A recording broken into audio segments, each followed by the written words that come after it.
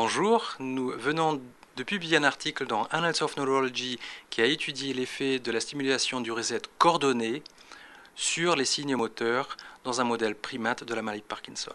Bon, vous allez vous poser la question pourquoi étudier le reset coordonné. On sait très bien que la stimulation cérébrale profonde qui a été mise au point par Hamid Benazouz et Christian Gross à Bordeaux il y a une vingtaine d'années marche très très bien. 100 000 personnes parkinsoniennes ont bénéficié de cette technique aujourd'hui. Et on peut se dire, on va s'arrêter là. Mais finalement, il se trouve que ça ne marche pas toujours.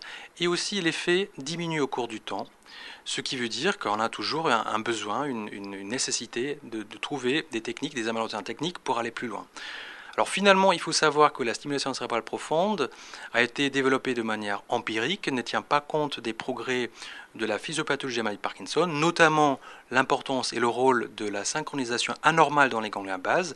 Et on peut donc se poser la question si les techniques qui sont plus efficaces dans la diminution de cette activité anormale pourront éventuellement aussi apporter un bénéfice supplémentaire par rapport à la stimulation cérébrale profonde. Et c'est exactement ça que cette technique du reset coordonné prétend, développée par Peter Tass il y a depuis une dizaine d'années à peu près, dans des modèles théoriques, donc aujourd'hui aucune preuve in vivo ou in vitro, purement théorique, qui prétend que cette technique du reset coordonné, qui consiste à appliquer des brefs pulses de train à travers les 4 plots de l'électrodestimulation, contrairement à la stimulation classique qui utilise un seul plot, prétend que cette technique ait un effet sur la plasticité synaptique et sur l'activité synchronisée dans le réseau des ganglions de la base.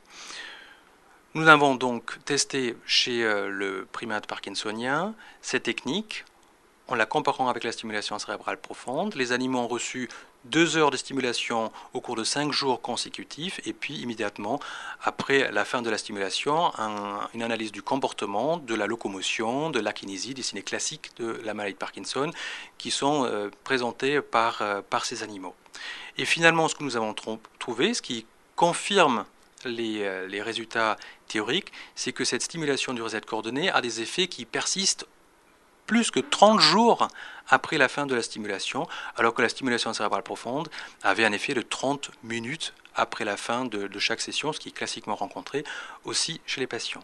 Ce qui veut dire que même si nous n'avons pas étudié les mécanismes sous-jacents, qu'il y a probablement un changement de plasticité au sein du réseau qui permet un meilleur fonctionnement et ainsi une amélioration des signes cliniques de ces animaux.